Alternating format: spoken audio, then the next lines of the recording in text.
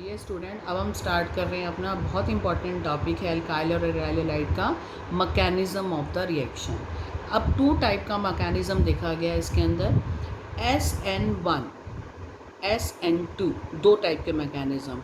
S मतलब substitution, N मतलब nucleophilic, 1 मतलब यूनिमोलिकुलर। तो फुल नेम क्या हो गया?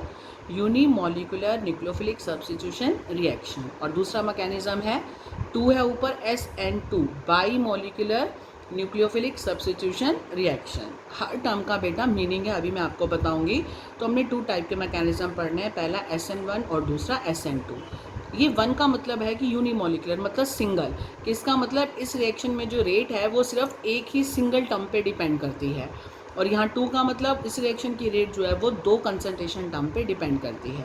तो हमें हर मैकेनिज्म की 4 बातें पढ़नी है। इसके बेस पे इस पे जनरली जो क्वेश्चंस आते हैं वो कंसेप्चुअल आते हैं और नोट लिखना भी आता है। तो मैंने आपको दोनों मैकेनिज्म के 4 पॉइंट्स मैं आपके दे रही हूँ, जिसमें ये आपका पूरा हर कंसेप्चुअल क्वेश्चंस को कवर कर लेगा। पॉइंट नंबर 1, SN1 की full form unimolecular nucleophilic substitution. दो substitution reactions in which rate of reaction depends only upon the concentration of one of reactant. सिर्फ एक रिएक्टेंट पे जो डिपेंड करे, एक है ना, तो एक रिएक्टेंट पे डिपेंड करे और वो कौन होगा? अल्काइल हैलाइड, उसे हम बोलेंगे SN1 रिएक्शन। जैसे मैंने रेट ली, rate is directly proportional to alkyl halide, ये कंसंट्रेशन, और रेट इज इक्वल टू, ये प्रोपोर्शनल हटा के क्या लगा देते हैं, KR इंटू X। इसीलिए इसे क्या कहा गया? यूनिमोलिकुलर। तो सबसे पहला स्टेप आपका SN1 मैकेनिज्म का पहला पॉइंट कि इसको 1 क्यों कहा गया है, क्योंकि इसमें रेट अल्काइल हैलाइड की कंसंट्रेशन पे ही डिपेंड करती है, सिर्फ एक ही किस पे? कंसंट्रेशन टर्म पे, एक ही रिएक्टेंट की। अब आती है सेकंड बात इसकी, ये होता कैसे है। SN1 reaction takes place in 2 step. ये जो रिएक्शन है ये 2 स्टेप में होती है, यानी इसका 2 स्टेप का मैकेनिज्म है। इसका मैकेनिज्म जो है 2 स्टेप में होता है। कैसे? स्टेप नंबर 1 में क्या बनता है? Formation of carbocation. और स्टेप नंबर 2 में क्या होता है? ये जो कार्बोकेटाइन बना है it is attacked by nucleophile. Clear? मैं भी एग्जांपल से समझाऊंगी। यानी SN1 में मैकेनिज्म 2 स्टेप में होता है। पहला स्टेप जिसमें कार्बोकेटाइन बनता है, और दूसरा स्टेप जिसमें कार्बोकेटाइन बनकर अटैक होता है। एग्जाम्पल मैं लेके चल रही हूँ ये वाला। देखिए एग्जाम्पल है hydrolysis of tertiary butyl chloride. ठीक है, इसका SN1 मैकेनिज्म देखा गया। कैसे? Tertiary butyl chloride, tertiary carbon कौन सा होता है? देखो बेटा, टर्शरी कार्बन कौन सा कार्बन है? जो कार्बन 3 कार्बन से जुड़ा हो उसका नाम क्या है? Tertiary carbon. और यहाँ हेलोजन लगा तो बन जाएगा टर्शरी ब्यूटाइल हैलाइड। ठीक है, मैंने ले लिया hydrolysis of tertiary butyl chloride. इसका मैं हाइड्रोलिसिस कर रही हूँ, उसको तोड़ रही हूँ। तो इसका मैकेनिज्म क्या होगा? 2 स्टेप का। स्टेप नंबर 1 क्या बताया मैंने आपको? स्टेप नंबर 1 क्या होगा? Formation of carbocation. तो पहले स्टेप में ये जो टर्शरी ब्यूटाइल क्लोराइड लिया है ये पहले टूटेगा, पानी डालते ही ये टूट जाएगा। कैसे? Cl अपना इलेक्ट्रॉन लेकर चला जाएगा तो Cl नेगेटिव हो गया, और ये जो है कार्बन जो है इस पर जो कौन सा चार्ज आ जाएगा? पॉजिटिव। इसे क्या बोलेंगे? कार्बोकेटायन। कार्बोकेटायन क्या होता है? जिस कार्बन पे पॉजिटिव चार्ज हो और 3 बॉन्ड हो, मतलब 6 इलेक्ट्रॉन हो, उसे हम क्या बोलते हैं? कार्बोकेटायन। मैंने आपको इस चैप्टर के स्टार्टिंग में ही ये डेफिनेशन रिवाइज कराई थी। तो इसका कैसे बना? ये क्लोरीन तो अपना इलेक्ट्रॉन ले गया, तो कार्बन पे कौन सा चार्ज आ गया? पॉजिटिव। तो वीक ये तो निकल गया है लाइट, और ये बन गया कार्बोकेटायन। ये जो स्टेप नंबर 1 है ये बहुत स्लो होता है, बड़े इजीली हम इसको देख पाते हैं। और याद रखना, किसी भी स्टेप रिएक्शन में जो उसका सबसे स्लोएस्ट स्टेप होता है वही रेट डिटरमाइनिंग स्टेप भी कहलाता है, यानी उसी से ही रेट पता चलती है। ये हम केमिकल काइनेटिक्स चैप्टर शुरू करेंगे, उसमें सारा रेट के बारे में तो आपको और क्लियर हो जाएगी कि रेट क्या होती है, ये स्लो स्टेप क्या होता है। यानी हम किसी रिएक्शन का पाथ पढ़ने जा रहे हैं तो हम उसको बताना है कि ये टर्शरी ब्यूटाइल क्लोराइड से tertiary butyl alcohol, alkyl halide से अल्कोहल कैसे बना। तो मैंने कहा स्टेप नंबर 1 क्या है? पहले ये टूटता है और कार्बोकेटायन बनता है और क्लोराइड चला जाता है। ठीक है, सेकेंड स्टेप में क्या कहा? ये जो कार्बोकेटायन है कौन सा? जो ये टर्शरी वाला बना है, it is attacked by nucleophile. ये मैंने कार्बोकेटायन दोबारा बनाया ये वाला। अब कोई न्यूक्लियोफाइल स्ट्रॉन्ग आ रहा है, कौन सा? OH आ गया, ये न्यूक्लियोफाइल है। अब इस पर अटैक करेगा, इसको अपने इलेक्ट्रॉन दे देगा और क्या बन जाएगा, टर्शरी ब्यूटाइल अल्कोहल। तो आपको जैसे कि हम चैप्टर पढ़ रहे हैं टर्शरी ब्यूटाइल क्लोराइड से टर्शरी ब्यूटाइल अल्कोहल, हम एल्काइल हैलाइड से अल्कोहल बना रहे हैं, तो अब भी तो हम वही कर रहे हैं, एल्काइल हैलाइड का मैकेनिज्म ही तो पढ़ रहे हैं कि कैसे बना। आपने तो रिएक्शन पढ़ ली, इसके अंदर OH न्यूक्लियोफाइल आया और अल्कोहल बन गई। एक्चुअल में ये रिएक्शन 2 स्टेप में हुई है। ये स्टेप नंबर 1 में ये इसका पाथ है, मैकेनिज्म है कि पहले कार्बोकेटाइन बना होगा और ये हैलाइड बाहर गया होगा। दूसरे स्टेप में इस कार्बोकेटाइन पे किसी स्ट्रॉन्ग न्यूक्लियोफाइल ने अटैक किया और ये जुड़ गया, और ये बहुत फास्ट स्टेप है, होता है और फटाफट ख़त्म हो जाता है। इससे आप बता नहीं सकते कि नोट नहीं कर सकते। तो इसका मतलब दोनों स्टेप में से स्लो स्टेप ऊपर वाला है और स्लो स्टेप से ही रेट पता चलती है। इसीलिए बेटा, क्योंकि स्लो स्टेप रेट बताने वाला होता है और स्लो स्टेप में सिर्फ एक ही रिएक्टेंट है, इसीलिए इस रिएक्शन की रेट जो मैंने स्टेप पहला पॉइंट बताया था, एक ही किस पे, एल्काइल हैलाइड पे डिपेंड करती है। इसलिए ये क्या है, यूनिमॉलिक्यूलर। हमने कहा था ना फर्स्ट पॉइंट के यूनिमॉलिक्यूलर है। क्यों है, क्योंकि इसके रिएक्शन के मैकेनिज्म में जो 2 स्टेप होते हैं उसमें से पहला स्टेप स्लो होता है, और ये हमारा फार्मूला है कि slow step is the rate determining step always. किसी भी रिएक्शन का मैकेनिज्म में 2-3 स्टेप में अगर वो हो रहा है तो उसमें से सबसे जो स्लोएस्ट स्टेप होगा वही रेट बताएगा। इसलिए ये, और इस स्टेप में सिर्फ एक है, इसलिए इसको हम क्या कहते हैं, एक एल्काइल हैलाइड पे डिपेंड करता है, इसलिए ये क्या है, यूनिमॉलिक्यूलर। तो पहली पॉइंट क्लियर होगी कि यूनिमॉलिक्यूलर क्यों कहा। दूसरा, इसका मैकेनिज्म कि एल्काइल हैलाइड से अल्कोहल क्या बनता है। मैंने लिखा in this step it involves 1 species और rate of reaction depends upon only on 1 reactant. तो अभी हमने इस मैकेनिज्म के बारे में 2 पॉइंट पढ़े हैं। मैंने कहा ना हम 4 पॉइंट करेंगे, सारे क्वेश्चंस कर लेंगे, ठीक है। मान लो पेपर में आ जाएगा SN1 को 1 व्हाट डज 1 मीन, आप बता दोगे 1 मीन्स यूनिमॉलिक्यूलर मीन्स ये वाला पॉइंट देके आना है। What is the step, how many step SN1 mechanism take place, आप कहेंगे 2 स्टेप में। नेम द स्टेप, एक ये वाला कार्बोकेटाइन और दूसरा अटैक वाला। एग्जाम्पल दो, एग्जाम्पल आप टर्शरी ब्यूटाइल क्लोराइड का दे सकते हो, आप प्राइमरी का किसी का भी दे सकते हो। मैंने इसलिए लिया क्योंकि टर्शरी ब्यूटाइल सबसे ज़्यादा स्टेबल होता है। अब अगला पॉइंट बताऊंगी मैं। तो ये आपका हो गया विद क्या है, एग्जाम्पल के साथ। क्लियर हो गया। अब मैं इसका चल रही हूँ थर्ड पॉइंट। यस बेटा, अब देखिए थर्ड स्टेप, कार्बोकेटाइन जो बना है form from alkyl halide, it is planar in nature, इसका स्ट्रक्चर प्लेनर है। So it can be attacked from either side by nucleophile. ये देखो, ये आपका टर्शरी कार्बोकेटाइन बना था, अभी जो पीछे बनाया आपने टर्शरी कार्बोकेटाइन था। कहते हैं कि इसके अंदर एक खासियत है, ये जो हमने न्यूक्लियोफाइल यहाँ से अटैक करा रहे हैं, ये बैक साइड से भी आ सकता है। ध्यान से देखो, ये आपका क्या है, टर्शरी ब्यूटाइल, मैंने 3 बॉन्ड लगा दिए, यहाँ मैंने मिथाइल ग्रुप नहीं लगाए, खाली दिखा दिया समझाने के लिए कि टर्शरी ब्यूटाइल जो कार्बोकेटाइन बना था पहले स्टेप में, जो सेकंड स्टेप में न्यूक्लियोफाइल है, हमने तो कहा कि न्यूक्लियोफाइल आया अल्कोहल बन गया, वो फर्स्ट स्टेप था, वो तो हो गया मैकेनिज्म। अब मैं तुम्हें बताना चाह रही हूँ, इसमें जो न्यूक्लियोफाइल अटैक कर सकता है इस कार्बन पे, ये जो कार्बन है ये फ्रंट से भी आ सकता है, ये बैक से भी आ सकता है। अगर तो ये फ्रंट साइड से अटैक करेगा तो देखो क्या बनेगा, प्रोडक्ट मैंने यहाँ बनाया है, इस कार्बन पे ये तीनों ग्रुप एज इट इज़ रहेंगे और ये न्यूक्लियोफाइल यहाँ लग जाएगा। मतलब ये एज इट इज़ रहे और न्यूक्लियोफाइल सामने लग गया, इसको बोलते हैं रिटेंशन ऑफ कॉन्फ़िगरेशन, कि इसके ग्रुप की जो पोजीशन है वो चेंज नहीं हुई, वो एज इट इज़ रहेगी, सेम रहेगी, रिटेन रहेगी, इसलिए कहते हैं रिटेंशन। अगर तो न्यूक्लियोफाइल बेटा बैक साइड से इस कार्बन पे अटैक करता है तो क्या होगा, अगर बैक साइड पे अटैक करता है तो प्रोडक्ट क्या बनेगा, इन तीनों को थोड़ा सा शिफ्ट होना पड़ेगा ताकि न्यूक्लियोफाइल इस कार्बन के साथ बॉन्ड बना सके। इस न्यूक्लियोफाइल ने इस कार्बन के साथ बॉन्ड बनाया तो इन ग्रुप की पोजीशन चेंज होगी, ये वाले H इस तरफ, ये तीनों जो भी ग्रुप थे आपके टर्शरी ब्यूटाइल में क्या थे, CH3 थे, तो आप CH3 ले लो, कुछ भी ले लो, मैं यहाँ पर CH3 लिख देती हूँ, ठीक है। इनकी पोजीशन ऐसे हो गई, इसका मतलब इनकी पोजीशन चेंज होगी। पहले ये ऐसे थे, इसमें तो अगर फ्रंट साइड पर अटैक होता तो एज इट इज़ रहे, बैक साइड से अटैक होता है तो इनकी पोजीशन चेंज होगी। इसको बोलते हैं इन्वर्जन ऑफ कॉन्फ़िगरेशन, यानी कॉन्फ़िगरेशन का इन्वर्ट हो जाना, क्योंकि उसके एटम की पोजीशन अब थोड़ा सा लेफ्ट साइड हो गई।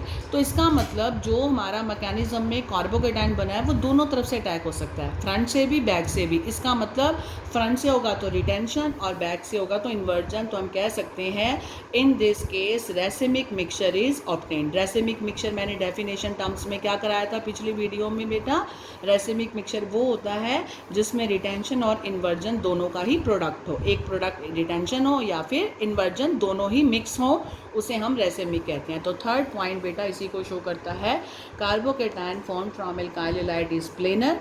इसका इस प्लेनर स्ट्रक्चर की वजह से ही ये कहीं से भी अटैक हो सकता है, फ्रंट से भी और कहाँ से, बैक साइड से न्यूक्लियोफाइल पे। So in one case configuration of group is retain and in other case configuration is inverted, means racemic mixture of product is formed, so racemization occurs in SN1 reaction. तो third point आपका हो गया कि SN1 के अंदर racemisation mixture मिलता है, racemic mixture मिलता है। पूछ लेते हैं क्वेश्चन कंसेप्चुअल में, वेयर डज रेसिमाइजेशन अकर, आप कहेंगे it occurs in SN1 mechanism. क्यों हुआ, इसका कारण है ये इसका प्लेनर स्ट्रक्चर कार्बोकेटायन का। क्लियर। लास्ट पॉइंट फोर्थ जो क्वेश्चन बनता है इसका, reactivity of halo alkanes in SN1 reaction, कि ये जो आपने SN1 रिएक्शन पढ़ी है इसमें 3 एल्काइल हैलाइड हैं। आप एग्जांपल जो है टर्शरी का दे रहे हो, तो प्राइमरी सेकेंडरी टर्शरी तीनों रिएक्ट करेंगे तो कौन स्ट्रॉन्गर होगा, इसका रिएक्टिविटी का ऑर्डर क्या होगा। Reactivity of halo alkanes in SN1 क्या होगी, reactivity of alkyl halide in SN1 reactions depends upon the stability of carbocation formed. समझो अब इसको, मैं आपको समझा रही हूँ। क्या कहा, हेलो एल्केन्स की रिएक्टिविटी SN1 में क्या होगी। तो मैं आपको देखो यहाँ पर एक चीज़ समझा रही हूँ, इसको समझो। ये देखो SN1 में बेटा आपने क्या पढ़ा, SN1 में कहा कि पहले क्या बनता है, कार्बोकेटायन जिस पे पॉजिटिव चार्ज हो और यहाँ पर हो। मान लो आपके 3 है, primary secondary tertiary, 3 alkyl halide है। प्राइमरी एल्काइल हैलाइड क्या हो गया, ये वाला। सेकेंडरी क्या हो गया, जिस पे हेलोजन लगा है, ये हो गया आपका सेकेंडरी, ठीक है। टर्शरी क्या हो गया, ये वाला। ध्यान से देखिए, ये मैंने आपके क्या बना दिए, 3 एल्काइल हैलाइड, ये प्राइमरी, ये सेकेंडरी, ये टर्शरी। अगर मैंने एग्जांपल में भी ये लिया था कि जब मैंने इसका क्लोरीन ये हटाया था, क्लोरीन बाहर गया तो आपका टर्शरी कार्बोकेटायन बना, राइट। इसके अंदर कौन सा बनेगा, इसके अंदर क्या बनेगा, ये वाला बनेगा सेकेंडरी, और साथ में क्या निकल जाएगा, क्लोराइड। इसके अंदर बेटा क्या बनेगा आपका, मिथाइल कार्बोकेटायन प्लस में क्या बनेगा, क्लोराइड, यही बनेगा। कोई भी एग्जांपल आप दे सकते थे। ध्यान से समझना, SN1 रिएक्शन में हमने अभी पढ़ा कि पहले स्टेप में कार्बोकेटायन बनता है और दूसरे स्टेप में न्यूक्लियोफाइल अटैक करता है, यही हमने मैकेनिज्म पढ़ा, ठीक है। चाहे वो आगे से करेगा तो रिटेंशन, बैक से करेगा तो इन्वर्जन, कुल मिलाकर रेसिमिक मिक्सचर मिलेगा। आप एग्जाम्पल के तौर पर तीनों ले सकते हो। अब उसका क्वेश्चन है, आपने 3 एल्काइल हैलाइड पढ़ी हुई है, प्राइमरी, सेकेंडरी और टर्शरी। पहले तो इन तीनों का मतलब पता होना चाहिए। उसका क्वेश्चन है, इन तीनों में से कौन सा एल्काइल हैलाइड रिएक्ट ज़्यादा करेगा SN1 रिएक्शन के लिए। तो हमारा आंसर क्या होगा, तो मैंने कहा किसी भी रिएक्शन की जो रिएक्टिविटी है SN1 के प्रति, वो डिपेंड करती है स्टेप नंबर 1 कार्बोकेटायन पे। अगर मेरे को ये पता चल जाए कि कौन सा कार्बोकेटायन स्टेबल है, तो वही कार्बोकेटायन स्टेबल है तो वही एल्काइल हैलाइड स्टेबल होगी जिसका वो कार्बोकेटायन है। तो मैंने क्या किया, मैंने चेक किया, प्राइमरी को मैंने जब तोड़ा तो मिथाइल कार्बोकेटायन बना, यानी इस मिथाइल में कितने हैं, इस कार्बन के पास 3 छोटे छोटे H तो हैं, इसमें 2 मिथाइल ग्रुप हैं, इसमें 3 मिथाइल ग्रुप हैं। इसका मतलब टर्शरी कार्बोकेटायन में जिस कार्बन पे पॉजिटिव चार्ज है उसके पास जो 3 ग्रुप लगे हुए हैं वो तीनों मिथाइल ग्रुप हैं, और उस मिथाइल ग्रुप का नेचर क्या होता है, इलेक्ट्रॉन देने का, हम पढ़ चुके हैं। इलेक्ट्रॉन रिलीजिंग ग्रुप होता है, मिथाइल ग्रुप क्या होता है, methyl group is electron donating group, ये इलेक्ट्रॉन देता है। मिथाइल हो, इथाइल हो, कोई भी एल्काइल ग्रुप होगा, याद रखना हमेशा उनका नेचर क्या पढ़ा है हमने, 11th में भी ऑर्गेनिक में पढ़ा है, अभी भी मैंने 12th में आपको स्टार्टिंग में चैप्टर में बताया, वो इलेक्ट्रॉन डोनेटिंग होते हैं। इसका मतलब जिस कार्बन पे पॉजिटिव चार्ज है उसके पॉजिटिव चार्ज को कम करने के लिए उसके पास 3 एल्काइल ग्रुप लगे हुए हैं, तो वो तीनों का नेचर क्या हो गया, इलेक्ट्रॉन देने का, तो वो बड़ी जल्दी से इलेक्ट्रॉन दे के इस कार्बन को सेटिस्फाइड कर देंगे, राइट। इसमें कौन है, जिस कार्बन पे पॉजिटिव चार्ज है उसमें कितने मिथाइल ग्रुप हैं, 2 लगे हुए हैं, तो दोनों इलेक्ट्रॉन देंगे, तो वो भी खुश हो जाएगा कि मेरा पॉजिटिव चार्ज कम हुआ। ज़्यादा खुश कौन होगा इन दोनों में से, टर्शरी वाला। प्राइमरी की बात करें तो उस बेचारे के पास तो जिस कार्बन पे पॉजिटिव चार्ज है उस पर तो 3 छोटे छोटे H लगे हुए हैं, यानी इसको तो कोई उसके पॉजिटिव चार्ज को कम करने के लिए कोई हेल्प ही नहीं कर रहा। तो कुल मिलाकर बेटा तीनों एल्काइल में से जब हम उनका हाइड्रोलिसिस का पहला स्टेप बढ़ते हैं जिसमें कार्बोकेटायन पड़ता है, उसी से स्टेबिलिटी बताएंगे। तो हमने देखा इन तीनों में से कौन सा कार्बोकेटायन स्टेबल है? टर्शरी। क्यों स्टेबल है? क्योंकि टर्शरी कार्बोकेटायन में जिस कार्बन पे पॉजिटिव चार्ज है उसको सेटिस्फाइड करने वाले, उस चार्ज को कम करने वाले 3 एल्काइल ग्रुप हैं, तो ये सबसे जल्दी इसको सेटिस्फाइड करेंगे। उसको टर्शरी कार्बोकेटायन मोर स्टेबल होगा देन सेकेंडरी कार्बोकेटायन, इसलिए ये मोर स्टेबल होगा देन प्राइमरी कार्बोकेटायन। क्लियर हो गया? अब जब टर्शरी कार्बोकेटायन है तो वो बना किससे था? टर्शरी एल्काइल से, तो हम कह देंगे सो क्या हुआ? Tertiary alkyl is stable then secondary and secondary is stable then primary alkyl halide. आगे answer, it is due to stability of carbocation. So आ गया 4th पॉइंट समझ में? मैंने आपको समझाया रिएक्टिविटी हेलोकेन्स की कैसे होगी। तो एल्काइल की in SN1 reaction reactivity depends upon stability of carbocation formed. Tertiary carbocation is more stable due to 3 alkyl electron releasing group attached to positive charge carbon atom, then secondary carbocation which is more stable than primary carbocation. So order of stability of carbocation is tertiary then secondary then primary then methyl. सबसे last में तो कौन सा आएगा बेचारा? Methyl carbocation. और reactivity order जब carbocation का ही है तो एल्काइलाइड का भी क्या होगा? जिससे ये बना है, किससे बना? Tertiary alkyl halide then secondary then primary then methyl halide. ठीक है, मान लो प्राइमरी में मैं इथाइल ले लेती हूँ तो इथाइल वाला पहले आएगा, मिथाइल वाला सबसे एंड में आएगा। तो आपको याद क्या रखना है? पेपर में क्वेश्चन कैसे आएगा बेटा? आपको 3-4 एल्काइलाइड दे देंगे और कहा जाएगा SN1 रिएक्शन के लिए उन एल्काइलाइड को अरेंज करो। तो आपको सबसे पहला काम क्या करना है? उन एल्काइलाइड को पहचान लेना है, कौन प्राइमरी, कौन सेकेंडरी, कौन टर्शरी। फिर हमें क्या याद रखना है कि SN1 रिएक्शन दिखाने, SN1 मैकेनिज्म दिखाने के लिए कौन सा एल्काइलाइड सबसे पहले आएगा?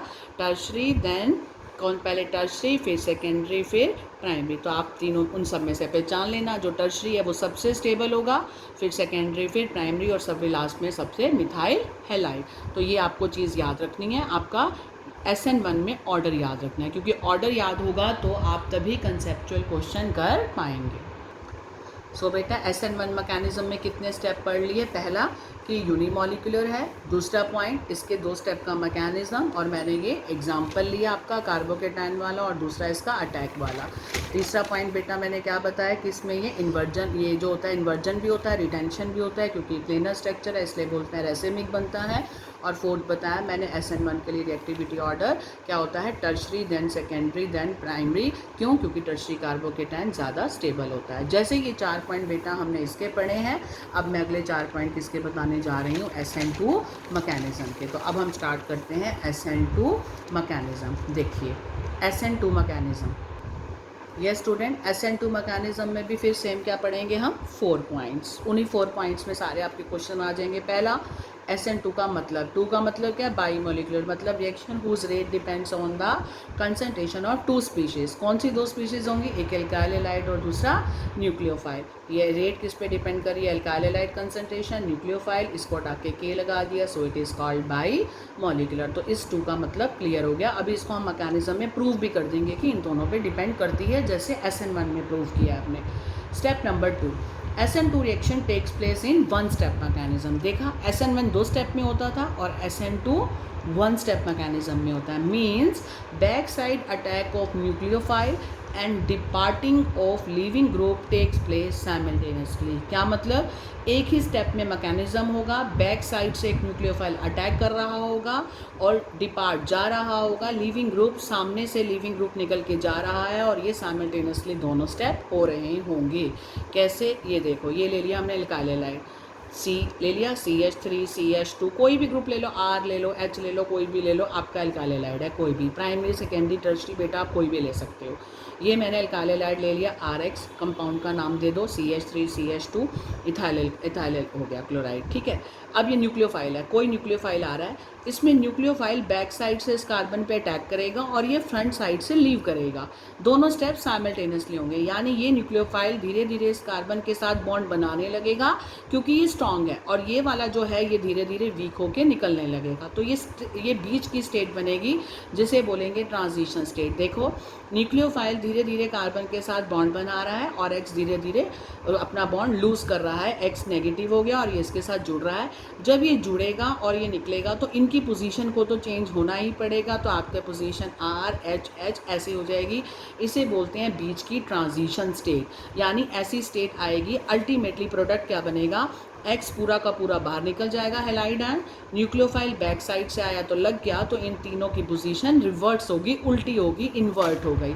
आर इधर आ गया, एच इधर आ गया, एच इधर आ गया। तो SN2 reaction takes place in single step जिसमें बैक साइड अटैक और लीविंग ग्रुप का फ्रंट साइड से लीव होना साथ साथ चलता है। बीच की स्टेट बनती है जिसमें हम दिखा सकते हैं कि ये जुड़ रहा है, ये निकलने की तैयारी कर रहा है, अल्टीमेटली ये निकल जाता है और ये जुड़ जाता है बैक साइड पे। सो सिंगल स्टेप में होता है और हमेशा यहाँ पर क्या होता है, इन्वर्जन ऑफ कॉन्फ़िगरेशन रिवर्स हो गई। तुमने देखा यहाँ पर तीनों ग्रुप इस साइड थे, अब तीनों ग्रुप इस साइड पे हो गए हैं। तो हम थर्ड पॉइंट क्या बोलेंगे, SN2 reaction takes place in which configuration of carbon atom under जो अटैक हो रही है इट इन्वर्ट्स, यानी उल्टी हो गई है, यानी inversion of configuration takes place. और इसको बताया था वाल्डन ने, इसलिए हम इसको क्या कहते हैं, वाल्डन इन्वर्जन के नाम से भी कहते हैं। किसको, SN2 मैकेनिज्म में क्या होता है, इन्वर्जन ऑफ कॉन्फ़िगरेशन। अगर आपको याद हो हम बिल्कुल पैरेलल चल रहे हैं। SN1 में क्या पढ़ा था, 1 का मतलब यूनिमोलिकुलर पढ़ा था, नंबर 2 वो 2 स्टेप में हुआ था, तीसरा उसमें रेसिमिक मिक्सचर बनता है, रेसिमाइजेशन होता है, लेकिन इसमें इन्वर्जन होता है। क्लियर हो गया थर्ड पॉइंट। अब हम चलेंगे फोर्थ पॉइंट में। इन्वर्जन क्यों कहा, क्योंकि इसमें कॉन्फ़िगरेशन इन्वर्ट हो जाती है, वजह है बैक साइड अटैक।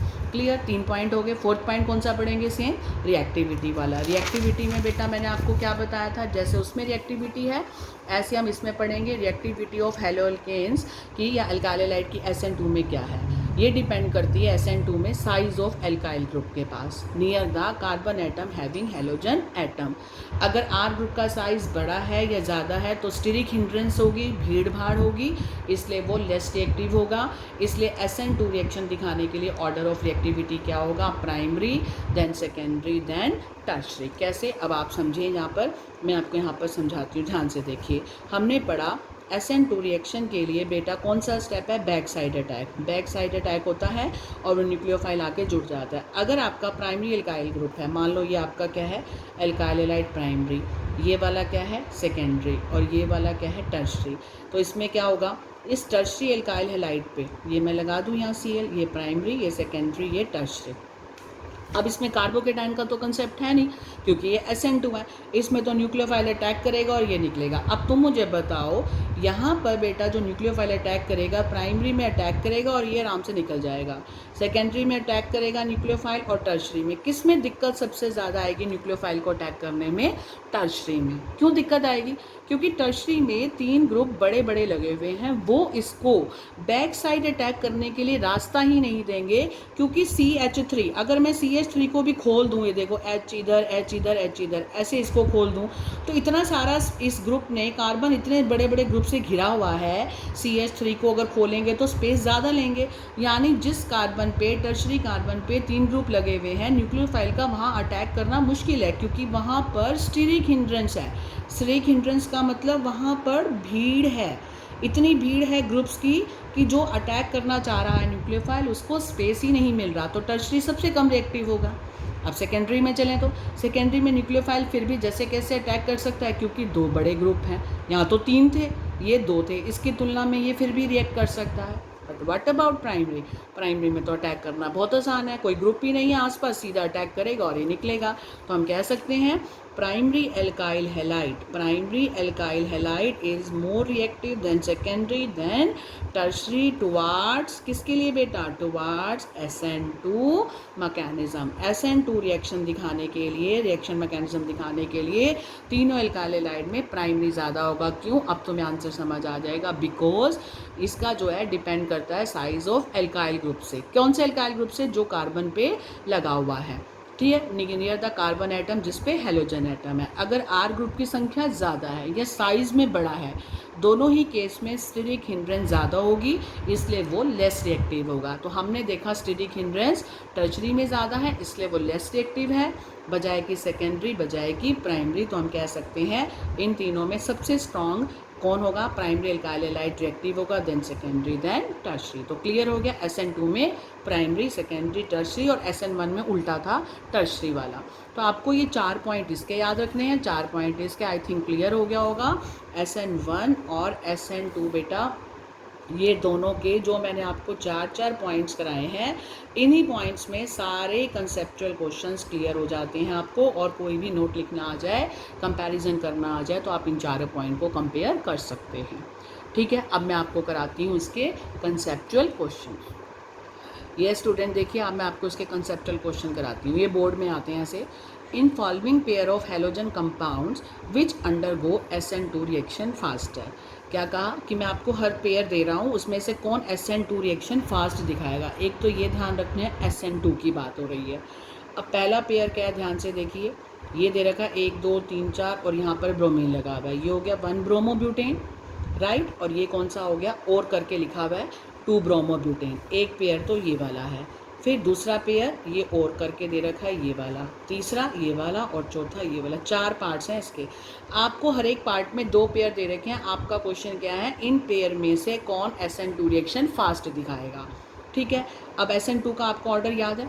SN2 में मैंने अभी आपको पढ़ाया, SN2 में कौन याद, अपने दिमाग में सबसे पहले देखो SN2 का रिएक्टिविटी ऑर्डर क्या है, primary, than secondary, than tertiary. तो मतलब प्राइमरी स्ट्रॉन्गर होगा। ठीक है, तो मेरे को सिर्फ ये पहचानना है, ये कौन है प्राइमरी और ये कौन है सेकेंडरी, क्योंकि ये एक कार्बन है, पहला कार्बन है जिस पे अटैच्ड है, ये प्राइमरी हो गया। ये वाला कार्बन इससे भी अटैच्ड है, इससे भी, तो ये क्या हो गया सेकेंडरी, और ये क्या हो गया प्राइमरी, जिससे हेलोजन जुड़ा है। प्राइमरी को लिखते हैं 1 0, सेकेंडरी को लिखते हैं 2 0। तो इनमें से कौन स्ट्रॉन्ग होगा, आप कहेंगे प्राइमरी, तो इसका आंसर हो गया ये वाला। ठीक है, ये मैंने आंसर लिख रखा है। हमने लिखना कैसे है, देखिए, reactivity order in SN2 is primary, than secondary, than tertiary, और पहले का आंसर आपने कर दिया, ये प्राइमरी है, इसलिए ये स्ट्रॉन्गर है देन दूसरे पेयर से।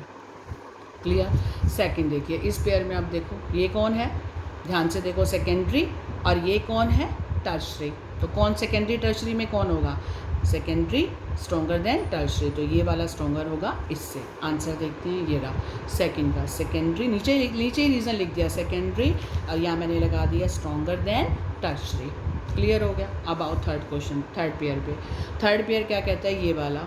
इसमें ध्यान से देखो, इसमें ये जो बना हुआ है ब्रोमीन और यहाँ मिथाइल ग्रुप लगा हुआ है, इनके बीच में जो गैप है वो ज़्यादा है, और इसमें ब्रोमीन के साथ जो मिथाइल ग्रुप है एक कार्बन छोड़ के ही है, इसमें गैप जो है कम है। तो कौन सा आपका होगा, मिथाइल ग्रुप किसके अंदर दूर है, इसके अंदर दूर है। जिसके अंदर दूर होगा वही ज़्यादा स्टेबल होगा, क्योंकि स्टेरिक हिंड्रेंस कम होगी। तो आप कह सकते हैं कि इसका मतलब जो है आपका ये वाला स्ट्रॉन्गर है। तो क्यों, इसमें ये आप प्राइमरी लिखो, दोनों ही प्राइमरी हैं, तो प्राइमरी तो में तो कैसे कंपेयर करोगे, प्राइमरी में हम कैसे कंपेयर करेंगे, ये भी प्राइमरी, ये भी कहने का मतलब कि इसके अंदर जो मिथाइल ग्रुप है it is away from the bromine group, इसके अंदर हम इससे दूर है, इसलिए ये जल्दी रिएक्ट करेगा, इसमें कंपैरेटिवली पास है, ये दिक्कत करेगा। लास्ट आपका दिया हुआ है मिथाइल ब्रोमाइड और मिथाइल आयोडाइड में, तो इसमें तो सबसे आसान है, जिसका साइज़ बड़ा होगा वो ईजीली करेगा, मतलब वो जो होगा स्ट्रॉन्गर होगा। तो आप सीधा कर सकते हैं यहाँ पर, methyl iodide is stronger than methyl bromide. क्यों, बिकॉज आयोडीन का साइज़ बड़ा है, और आयोडाइड वैसे भी सबसे बेटर लिविंग ग्रुप माना जाता है। It is better leaving group because of its large size. तो अगर कभी भी आ जाए कि मिथाइल ग्रुप सेम लग रहे हैं, तो दूसरे एटम को अंतर देख लो, जिसका साइज़ बड़ा होगा वो हमेशा ईजिली निकलेगा, वो बेटर लिविंग ग्रुप होगा। तो इनमें से मिथाइल आयोडाइड स्ट्रॉन्गर होगा। आगे आंसर करना, ये क्वेश्चन समझ में आ गया आपको। ऐसे आपको पेपर में ज़रूरी तो ना चारों पेयर आए, 4 नंबर का हो सकता है, कोई 2 आ जाए, ये वाले इनमें से एक बताना है किसमें, तो आपको आंसर ऐसे लिखना है। पहले तो रिएक्टिविटी ऑर्डर उसी वक्त देखना है, SN2 पूछ रहा है तो SN2 का रिएक्टिविटी ऑर्डर दिमाग में बिठाओ, और दिए हुए क्वेश्चंस में छांट लो कि कौन प्राइमरी कौन सेकेंडरी, क्योंकि ये तो आपको पता ही है कि SN2 में स्ट्रॉन्गर कौन होगा, प्राइमरी, फिर सेकेंडरी, फिर टर्शरी। तो आप अगर यही छांट लो इनमें कौन प्राइमरी सेकेंडरी, आपका आंसर आ गया। यही हमने आंसर इसी फॉर्म में लिखा है। यस स्टूडेंट, देखिए second question, in the following pair of halogen compound which compound undergo faster SN1 reaction. जैसे मैंने अभी आपको SN2 का कराया है, ऐसे ही आपका क्या आ रहा है SN1 का। SN1 में आपको अभी सबसे पहले क्या देखना है, दिमाग में बिठा लो कौन सा होगा, tertiary than secondary then primary, ये तो हमें क्लियर हो गया। अब पेयर देखो, दिस एंड दिस। पहली बात तो इन डंडों को देख के घबराना नहीं है, ये क्या होते हैं, ये बॉन्ड है। ये क्या होता है सेंटर में, ये 3, 1 2 3, और ये सेंटर में क्या है, कार्बन, इस पे लगा हुआ है Cl, इसको बॉन्ड स्ट्रक्चर बोलते हैं। तो ये सेंटर में तो क्या होगा, कार्बन, ये देखो मैंने यहाँ लिखा है इसको खोल के, कार्बन, ठीक है, क्योंकि हमें SN1 बताना है, तो मुझे तो ये पहचान पता चल जाए कौन प्राइमरी सेकेंडरी टर्शरी है, और मैं अपना ऑर्डर बता दूंगी। आंसर मेरे को पता है कि SN1 में टर्शरी स्ट्रॉन्गर है, टर्शरी और सेकेंडरी होंगे तो टर्शरी स्ट्रॉन्गर, सेकेंडरी और प्राइमरी होंगे तो सेकेंडरी स्ट्रॉन्गर। तो मुझे तो ये ढूंढना है, इसके लिए मुझे इसको खोलना है। तो यहाँ एक कार्बन है, ये लगा हुआ है हेलोजन Cl, और ये जहाँ 3 टर्मिनल है, जहाँ ख़त्म हो जाता है वो होते हैं CH3 CH3 CH3। तो ये कार्बन नेचर में कैसे दिख रहा है आपको, टर्शरी, क्योंकि जो कार्बन 3 कार्बन से जुड़ा उसी पे हेलोजन है तो टर्शरी हो गया। इसको देखो, ये क्या होगा, CH3, ये कोने वाला CH3, CH2, CH, यहाँ Cl लगा हुआ है, फिर CH2 और ये CH3। मैंने आपको 11th में कराए थे, जो टर्मिनल पे बच जाते हैं उन्हें क्या बोलते हैं, CH3 CH3। जो बीच वाले होते हैं वो होते हैं CH2 CH2, जिस पे जुड़ा हुआ है वो क्या होता है, CH। हो गया ये वाला आपका, ध्यान से देखो, फिर लिख रही हूँ मैं इसको, ये क्या हो गया, CH3, ये CH3, ये CH2 CH2, ये CH, इस पे Cl लगा हुआ है, ये वाला CH2, और ये कोने वाला ऊपर आपका CH3। ये मैंने क्यों लिखा है, रफ पे सिर्फ पहचान करने के लिए। तो आप यहाँ से ध्यान से देखियो, ये आपका क्या बन रहा है, इसको देखा जाए तो सेकेंडरी बन रहा है आपका ये, ठीक है ना। जिस कार्बन पे लगा हुआ है ये सेकेंडरी है, क्योंकि ये 2 कार्बन से जुड़ा हुआ है, तो ये सेकेंडरी हो गया, ये टर्शरी है। तुम्हें ऑर्डर पता है, मुझे ये पता चल गया टर्शरी है, ये सेकेंडरी है। कैसे पता चला, मैंने इनको रफ पे खोल के देखा, और मुझे आंसर पता है SN1 में टर्शरी और सेकेंडरी में टर्शरी स्ट्रॉन्गर है, तो आप आंसर लिखेंगे reactivity order in SN1 mechanism is tertiary stronger than secondary then primary. अब आप लिख दोगे इन दोनों पेयर में से ये स्ट्रॉन्गर है, इसके आगे लगा दिया इट इज स्ट्रॉन्गर या फास्टर SN1 दिखाएगा देन सेकेंडरी से, क्योंकि ये टर्शरी और सेकेंडरी ऑर्डर हमने लिख दिया। क्लियर हो गया पहला पेयर। दूसरा देखो, अब इसको खोलो, क्या हो जाएगा, ये CH3 CH2 CH2 CH2 CH2 CH Cl और CH3। क्लियर, इसमें दिख रहा है ये वाला कार्बन नेचर में बेटा आपको क्या लग रहा है, सेकेंडरी, क्योंकि ये इधर जुड़ा हुआ है, ये भी कार्बन है, इधर जुड़ा हुआ है, ये भी कार्बन है। चाहे ये CH3 है, ये क्या है CH2 CH2 CH2 CH2, कोने वाला क्या बताया मैंने, CH3, बीच वाले क्या बताया, CH2। ये मैं आपको लिख के दिखा रही हूँ। ये आपको कौन सा कार्बन दिख रहा है, सेकेंडरी। इसमें देखिए ध्यान से, CH3 CH2 CH2 CH2 CH2 CH और Cl, ये कौन सा है, जिस कार्बन पे हेलोजन जुड़ा है ये कौन सा है, प्राइमरी, ये प्राइमरी, और ये क्या है, सेकेंडरी। रिएक्टिविटी ऑर्डर क्या है, SN1 के लिए टर्शरी सेकेंडरी देन प्राइमरी। तो टर्शरी फास्टर दिखाएगा, सेकेंडरी प्राइमरी से दिखाएगा, तो ये ज़्यादा स्ट्रॉन्ग हुआ। आपका आंसर आएगा secondary is stronger than primary. I think आपको मैकेनिज्म कैसे है और उसके क्वेश्चंस कैसे आते हैं आपको क्लियर हो गया है। इसी के साथ हमारा मैकेनिज्म का टॉपिक भी कंप्लीट हो गया।